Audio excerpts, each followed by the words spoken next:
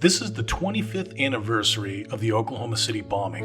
In 1995, after the bombing, Oklahomans rushed in to provide whatever support they could, building neighborhood triage centers, providing food to fire and rescue crews, and extending a hand to those who were suffering.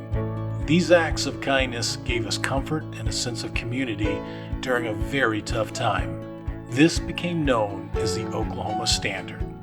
As our way of honoring these acts of kindness, the Oklahoma City Dodgers Baseball Foundation will feature 25 people or organizations that exemplify the spirit of the Oklahoma Standard today.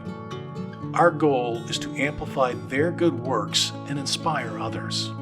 As Oklahomans adjust to the COVID-19 pandemic, we are encouraged and inspired by our neighbors doing good works.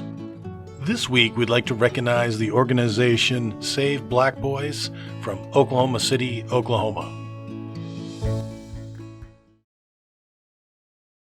Hi, everybody. Thank you so much for joining us today. I'm really excited because I have Montele Wesley with me today. And I met Montele a few months back, and I was just so impressed because to me, he's like a modern day version of Superman. He has a job by day, and he works hard taking care of kids by night. Montele, thank you so much for joining us, and we're so happy to recognize you as an example of the Oklahoma Standard by the acts of kindness that you give to the young men in your charge through your organization every day. So what's unique about this particular example of the Oklahoma Standards, we're also including your organization, Save Black BoysOKC, as our community spotlight for this week as well. And so I really want people to learn who you are, what you do, and how you are handling a lot of the challenges in our community over the last few weeks, everything from the pandemic to peaceful marches and riots and different things. And so how do you tell us a little bit about your organization and what led you to start it here in Oklahoma City? Thank you for the introduction as far as the LA chapter. I went out there for a family funeral, and I met with Kevon, went with the program, and spending that time with the boys and seeing how the program operated was like refreshing. It was like, I want to be a part of this. So I sat down with him, said, how do I get it here? He said, hey man, you need a place and you need people who are going to be committed. So I went with a group of guys who were part of a LaRue Clothing. These were guys I knew in the community. They was guys that good guys that I can trust. And I said, hey, will you take this journey with me? And these brothers stepped up, and we started that. We went through the woes of, starting a nonprofit where we love the idea, but, the business side is like, but we worked through it. We had some amazing people come along the ride, but that was our motivation, to fill the void that was going in our community, that we seen in our community. That was it. As we learned through the process, the biggest thing was just being there, making that commitment. And that was our motivation, to fill the void and staying committed. And can you explain to our viewers what your curriculum looks like? Because I think that is pretty spectacular. Having worked with children for quite some time, I just was very impressed with how you lead these boys through challenges of growing up and young adulthood. Yeah, we have various different programs that we enact in different various situations. One of our favorite tools is our roundhouse discussion, where we sit around the table and have open discussions.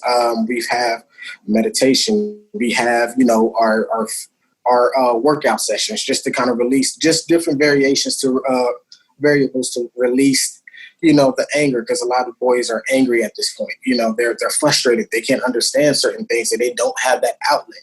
And I can remember at a certain point in my life being frustrated, angry, and not really having the outlets, with that. So for us, one of the biggest things is that of just talking to them, leveling with them, and understanding where they're coming from.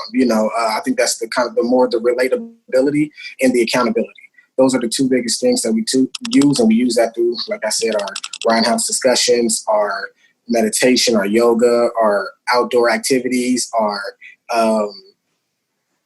just bonding over pizza or bonding over movie night, just those bonds and having other brothers that they can, that they didn't know lived on this side of town that was going through them. Those kind of bonds help heal kids in major ways. And sometimes what we can do, just the friend that's going through the same thing as you, is healing in itself. You bring up a great point. Being a teenager or a young, almost teenager is not easy in today's world. And, you guys have had to stop operations for a while just due to safety concerns with the pandemic, correct? Correct. Yes, that was rough. So what we were doing was still checking in. Like a lot of these boys have become family to me. So I know their mothers very well. I know their family very well. So we were doing a lot of check-ins, and stopping by, being safe, of course, social distancing. But we would stop by and make sure and still keep those conversations going. There's still behavioral issues. We're talking through it. Hey, sometimes it's like being trapped in the house. I get it. It's like kids get crazy, like, but we were constant communication. Huh? Adults. Yeah, so we were, yeah. So we were in constant communication, staying current on what was going on with them, any major changes or anything like that. And some of them had some challenges through this time. Some of them, we really had to work with and kind of put boots to the ground, even, through this situation. And just staying steadfast. Like, hey, I understand the world shut down, but your life doesn't shut down. So we need to make sure we're, taking the necessary steps to make sure you learn from your mistakes and kind of grow from that. Because that's all, accountability at the end of the day is all that matters. Well, and you had shared with me when we met that, you're also working with the family unit, not just the boys. So, you're helping connect them with resources and different things. So can you tell us a little bit about that too? Yes, one of the kind of the foundation pieces of our program is while we try to provide mentorship, we try to better the relationship between son and mom. So we definitely develop programs to help mom, learn to communicate and have different methods that they can, and just have a night's event. We have a day called Mom's Night, and that's strictly for the mothers or the guardians, just depending, because we have various situations in our program. But it's basically a guardians night, and they get together, they discuss, certain things, how to kind of overcome challenges, teenagers not cleaning their room and other challenging things, like more than that. But, but yeah, we really work with the moms. We really try to understand what's going on and try to stay in contact to create those open lines of communication so we can be a steadfast team in this process. I love that. I love that you see the family as a holistic unit and try hard to support all the members of your family, as you said. So you just started reconnecting in person with everybody. Tell us how Saturday went. I know that you said you started meeting again with social distancing and taking care of all those safety precautions, but what was that like for you? So Saturday was an amazing day because I got to see all the boys' faces again. That was great.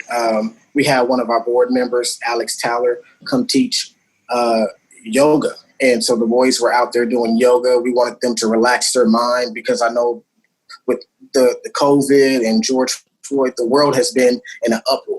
And it's either been locked down or, a lot of things going on, and rightfully so. So we wanted to start off before we got into those heavy conversations, just to calm their mind, calm their spirits. And I mean, of course, we also offered pizza. So that was also a bargaining chip. But we wanted to make sure, that they were knowing this is still your program. This is still the space where you can come and relax and be a kid.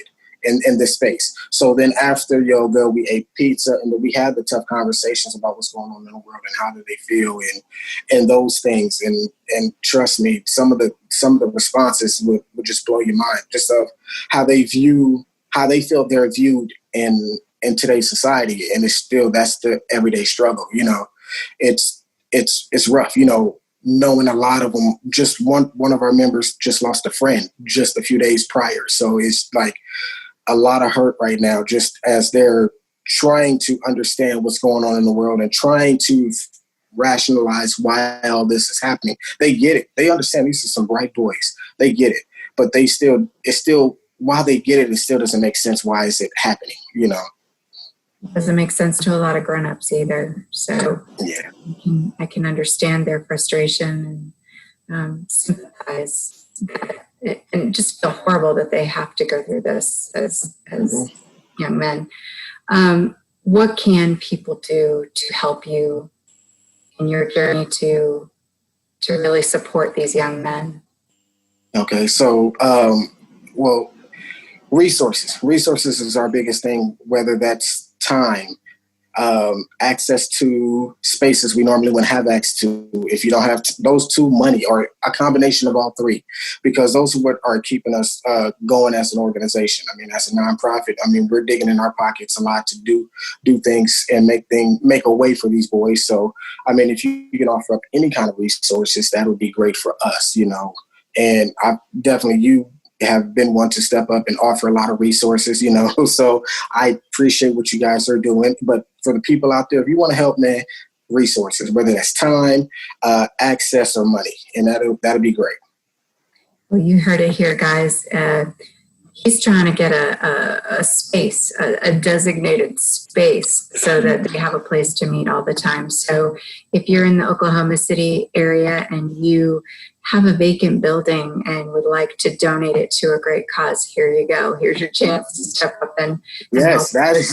Yes, that'll be it. So, what you're doing at this organization is great. And being a founder is a tough job, because nobody is ever going to have the passion that you do for this particular cause. And the fact that you do this in your off hours, which takes time away from your family, and you're still working a full-time real job on top of that.